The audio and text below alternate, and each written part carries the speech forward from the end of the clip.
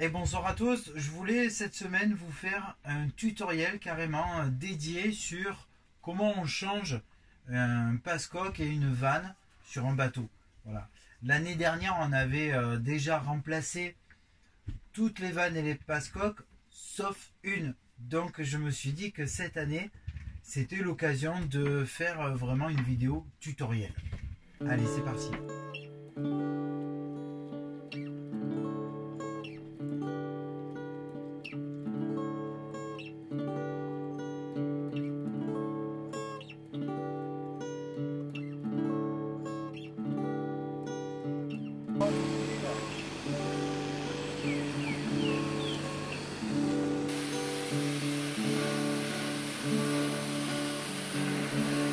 Ah oui, on lève le bateau d'une manière un peu inédite pour nous.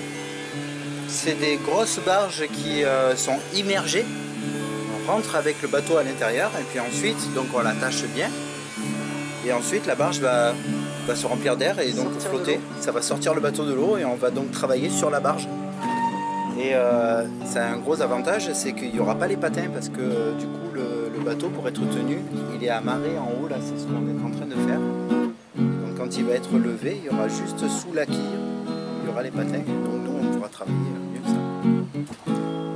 C'est cool, c'est toute une procédure quand même.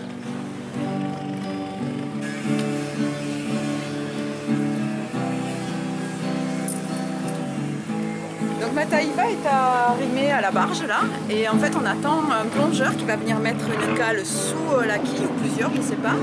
Et aligner le bateau dans l'axe, et ensuite la barge va sortir, mais c'est vraiment étonnant, hein. C'est un drôle d'endroit et une drôle d'expérience.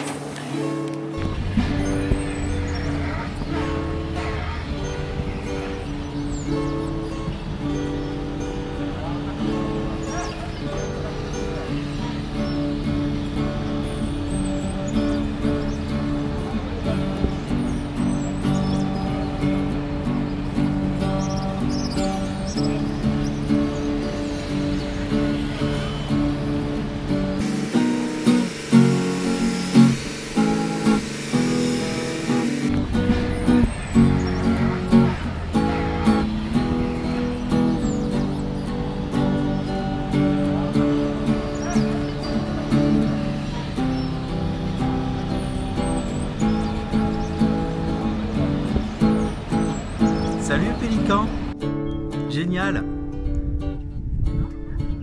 Là, je vais monter un peu sur l'échelle pour te le montrer, regarde.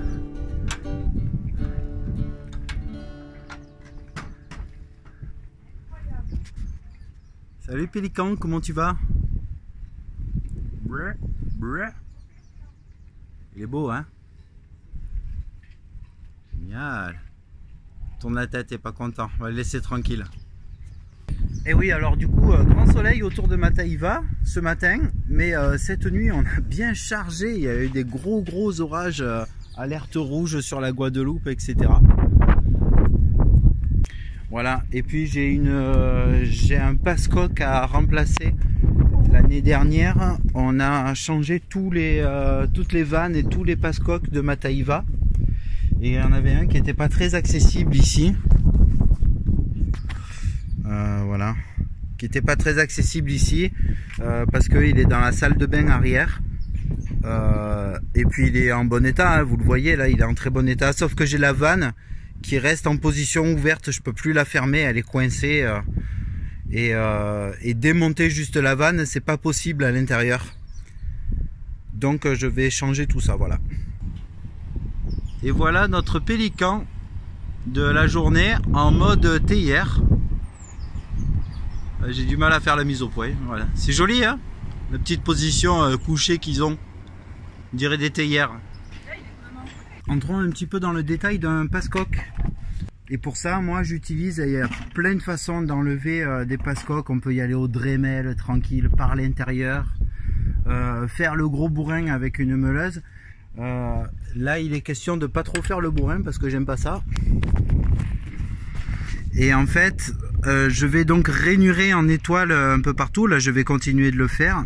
L'idée, c'est de pas arriver jusqu'à la coque. L'idée, c'est de pouvoir fendre tout ça là. Donc tout doucement, je vais rainurer ça pour pouvoir le briser.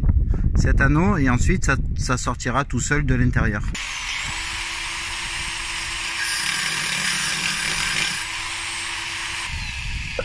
Là j'y vais tout doucement. Dès que je vois une différence de coloration à l'intérieur, c'est que je suis pas loin de la coque. J'arrête.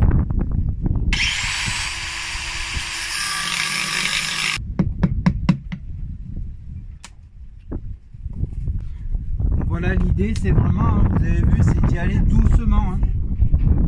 Et là maintenant, quartier par quartier, on va y aller.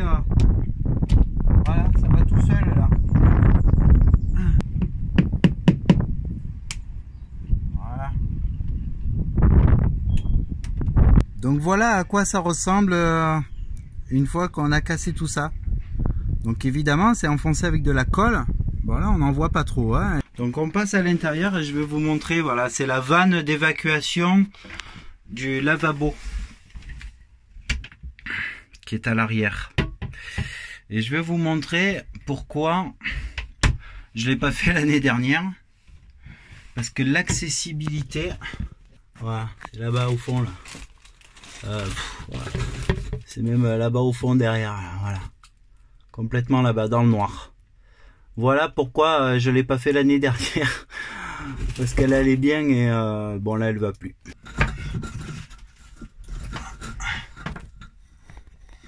Ah, vous voyez, je suis pas dans un endroit facile d'accès. J'arrive à envoyer qu'une seule main là-bas au bout. Et donc comme c'est tout collé là, il faut que je force quoi. Voilà. Donc non, c'est pas un super endroit. Mais on fait avec, il faut le faire, hein. Il faut y passer. Je m'étais fabriqué un bel outil, c'est un gond de volet que j'ai taillé pour les 2 dimensions de vanne. Donc ça c'est pour les petites et puis là c'est pour les grandes, ça y va nickel. En fait à l'intérieur des vannes, il y a 2 crans pour justement les positionner.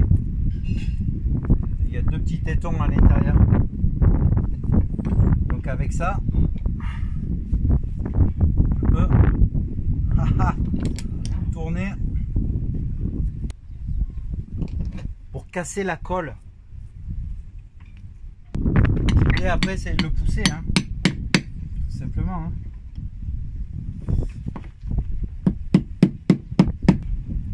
Quand la vanne, on peut l'actionner, là c'est plus le cas, elle est restée ouverte. Mais quand elle est fermée, du coup on envoie le tournevis à l'intérieur et bim. Mais là c'est plus le cas, à l'intérieur, si je fais ça, je suis dans le tuyau. Puisque la vanne est ouverte. On repasse à l'intérieur. Génial. En fait la plaque là, il y a une sorte de plaque de renfort derrière le trou. Voilà, qui est carrément venu avec. C'est tout bien collé. Bon, faudra la remettre. Donc voilà à quoi ça ressemble une vieille vanne qui fonctionne plus. Là, c'est tout coincé. Hein. À l'intérieur, elle est pas pourrie. Elle est encore en bon état. Hein, mais voilà, là. C'est pour ça qu'il faut bien, quand on a des vannes, de temps en temps, assez régulièrement, il faut les actionner, sinon elles se coincent. Et là, voilà, elle s'était coincée, on n'arrivait plus à la fermer. Et le problème, c'est que si on force maintenant, là, eh ben, on casse tout, quoi. Donc, voilà, on change la vanne, on en met une nouvelle. Mais comme ici, c'est soudé, il y a un frein filet, là, qui est juste impossible à enlever. À moins de le chauffer et tout, mais bon, autant changer le passe-coque en même temps. Hein, voilà. Il était en bon état, hein, c'est dommage. Mais voilà, il sera encore mieux, hein, il sera neuf. C'est parti. Ok. Donc là, ce qu'on fait, on fait semblant de le monter. On le monte à vide. On le met en place. Je fais une marque dessus parce qu'en fait, il faut que la vanne soit actionnable, donc il faut elle va être dans ce sens là, elle peut pas être trop penchée ou pas, voilà, vous voyez pas si vous voyez ce que je veux dire, il faut qu'il y ait la place de pouvoir la fermer et l'ouvrir correctement sans être trop embêté par les tuyaux. Et vous voyez que dans ces endroits exigus, ça laisse pas beaucoup d'options. C'est pour ça qu'on la met en place, tout serré à fond, et on va tracer à l'extérieur, parce que lorsqu'on va mettre le passe-coque, il faudra qu'il soit tourné exactement dans cette position-là. On n'a pas le droit à l'erreur, parce que quand on va visser, on va utiliser... on va visser avec ça. Donc c'est une sorte de frein filet, mais permanent quoi, du coup. Et ça étanchifie très très bien le laiton, la vanne sur le pas de vis du passe-coque. Du coup, quand on va mettre ça, il y aura plus moyen de le dévisser un peu pour l'ajuster quoi. On va serrer à fond et ça sera terminé. Donc il faut bien que ça ait sa place au départ. Allez, on va tracer à l'extérieur.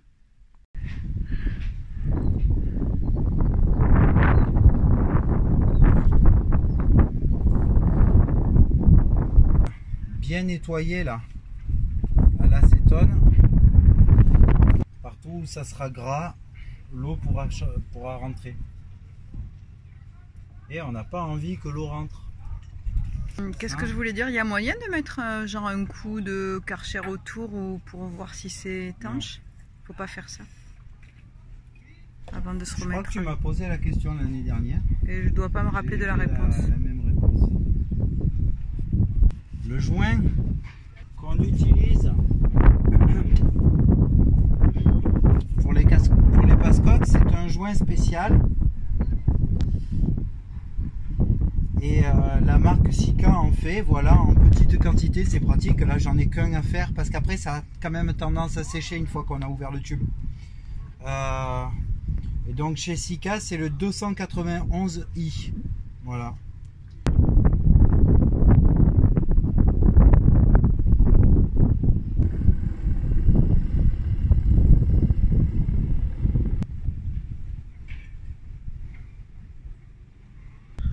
Voilà, mieux vaut trop que pas assez. Je crois qu'il y en a un peu trop quand même. Ça va faire un gros bourrelet, mais c'est pas grave, on le coupera. Alors on va l'enfoncer en faisant des petits tours pour que vraiment ça prenne partout là. Voilà. Donc Sandra va rester là pour faire attention que ça reste bien aligné ici. Et moi à l'intérieur je vais le serrer.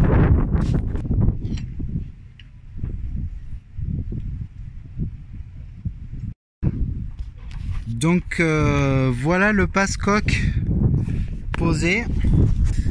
Voilà le passe-coque posé. Donc du coup ça fait un large bourrelet autour. Voilà.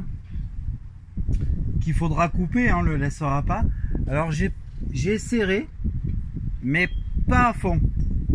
Je serre, je laisse sécher. Et ensuite je vais venir écraser une fois que le joint aura séché. En faisant attention de ne pas faire tourner ça. Là pour l'instant ça c'est frais donc ça pouvait un peu tourner. Ensuite on le tiendra bien ici et on serrera à fond à l'intérieur pour finir d'écraser quelque chose de dur. Voilà, qui est vraiment une couche de joint. Voilà. Si on le serre tout de suite quand c'est frais, ça va mettre une bande de joint très mince du coup, voire inexistante, et c'est ce que j'ai l'impression qu'il y avait sur l'ancien. On a laissé sécher ça toute la nuit. Voilà, maintenant c'est bien sec, le joint est assez sec. Je vais pouvoir passer à l'intérieur, bien serrer mon écrou. Voilà, ça va bien écraser. Et puis ensuite on va découper soigneusement le petit bourrelet qui est là. Et puis il n'y aura plus qu'à mettre la vanne, je vous montrerai ça à l'intérieur. Allez, donc là Sandra, elle est de l'autre côté avec l'outil spécial. Elle tient bien le passe-coque qui est ici pour que lui il ne tourne pas. Rappelez-vous, on a fait la trace. Voilà. Et là je serre donc. Pas évident, j'ai pas la clé qu'il faut. Et on fait avec ce qu'on a. Voilà, c'est mieux là. Ok, c'est le moment de vérité. On va donc mettre la loctite dans le pas de vis, on va mettre un bon bourrelet ici. Bon, ce pot de Loctite là, ça fait 1 an que je l'ai. Et ça durcit pas, c'est chouette. Et on va mettre, vous voyez, voilà, on voit bien. On va mettre un bon bourrelet là, au bord, sur le bord d'attaque. On est des voileux, on parle voileux, hein. Sur le bord d'attaque donc du filetage, et comme ça, en vissant, il ira partout. Il n'y aura pas de super épaisseur au fond. Si je charge au fond, évidemment, ça va faire un bourrelet, ça va nuire à la bonne circulation de l'eau. Donc je le mets au bord. Et je vais essayer de le mettre en place. L'endroit est très exigu. Et en plus, il y a des tuyaux qui nous embêtent. Normalement, si on visse à fond, comme on a placé notre vanne avant, eh bien, voilà, là j'y arrive. Encore un petit coup. Donc là je suis vissé à fond, ça y est. La Loctite est bien dedans. Il faut surtout pas revenir en arrière, hein. On briserait le contact entre la Loctite et le laiton. Et ça serait pas bon. Donc là j'ai vissé à fond et je me retrouve avec la vanne bien dans le sens où je voulais. Elle est donc manipulable. Voilà pourquoi on met d'abord tout en place, on trace et ensuite on en colle en prenant les traces. C'est de la plomberie, hein, c'est ni plus ni moins, hein. Voilà. Il suffira donc de rajouter ici le téton qui permettra de brancher le tuyau. Pour l'instant, la vanne, je vais la laisser fermée parce que j'ai oublié d'acheter le téton, de rebrancher le tuyau. Bon ben voilà, vous avez vu comment ça se passe pour mettre en place, pour remplacer un passe-coque.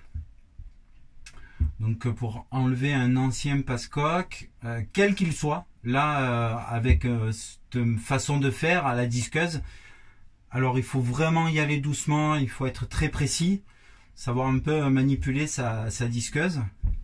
Mais de cette façon-là, aucun passe-coque ne peut résister, évidemment. Ça va marcher avec tous les passe-coques, qu'ils soient vieux, neufs, peu importe. Et puis son remplacement, c'est pas bien compliqué, évidemment il faut le savoir. Il y a des petits gestes comme ça qu'il faut bien respecter, comme par exemple bien nettoyer tous les éléments avant d'en coller avec de l'acétone, pour bien dégraisser tout ça, pour que les colles elles prennent bien, il faut que les supports ils soient bien propres, légèrement poncés avec du papier fin et tout. Enfin, il faut vraiment le faire nickel. C'est quand même assez important. C'est des parties qui sont immergées, l'eau peut rentrer de la face. Moi, on m'a aidé l'année dernière, on m'a donné plein de conseils et d'ailleurs je remercie Fred, il y avait Philippe, David, Kai, qui nous ont aidés à Lecat, qui m'ont donné tous ces petits conseils. Ça a fonctionné, je suis très content. Toutes les vannes et tous les passe-coques que j'ai placés l'année dernière ont bien tenu, ça fonctionne très très bien. Donc je vous donne le tuyau. Et ben voilà, il m'en restait un à faire et c'était l'occasion de vous montrer ça.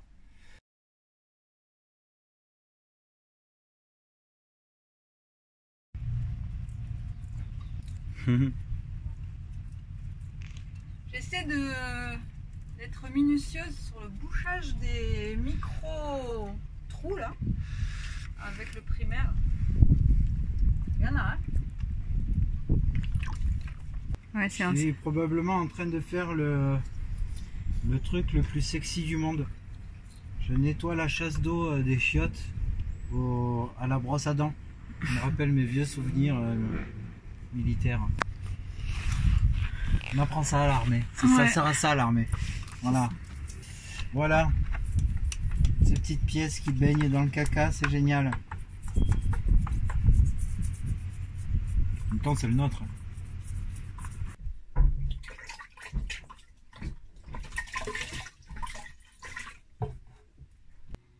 J'ai quelqu'un à vous présenter, c'est Fred, c'est un de nos followers qui nous suit donc depuis le début sur la chaîne de l'Odyssée Mataïva et que du coup on a fini par rencontrer parce qu'il vit ici en Guadeloupe.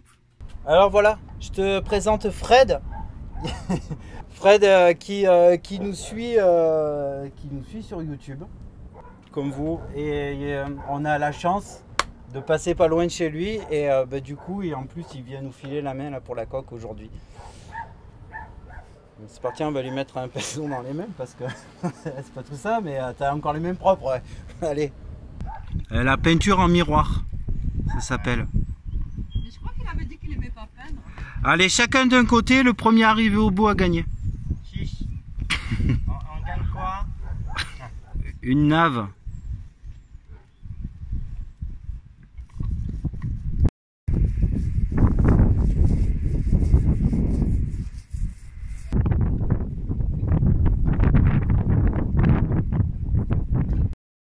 Pour le tien. Ouais, c'est ça.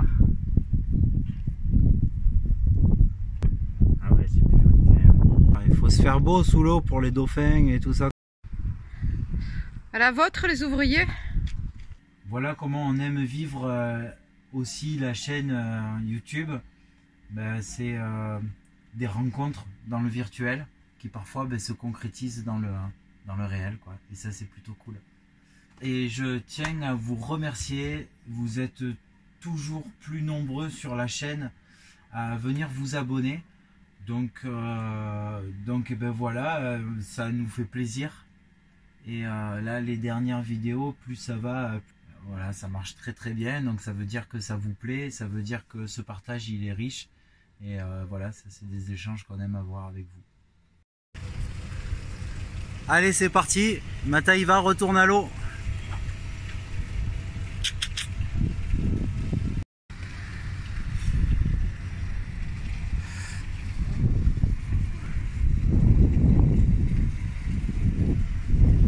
Bon, ben voilà, merci de nous avoir suivis sur cette vidéo. On vous retrouve dimanche prochain.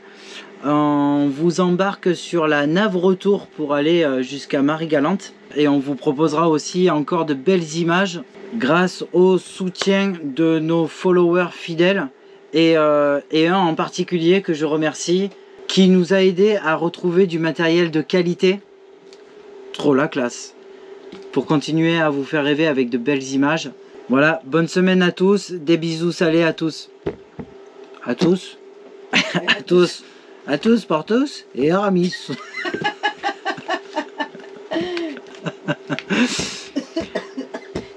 Bonne semaine. Pardon. Non mais c'est bon, vas-y. C'est bon?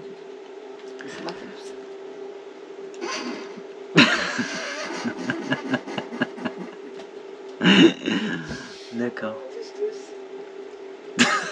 Tous. Allez, encore la finie cette séquence. Bonne semaine à tous, des bisous salés. Ciao, ciao.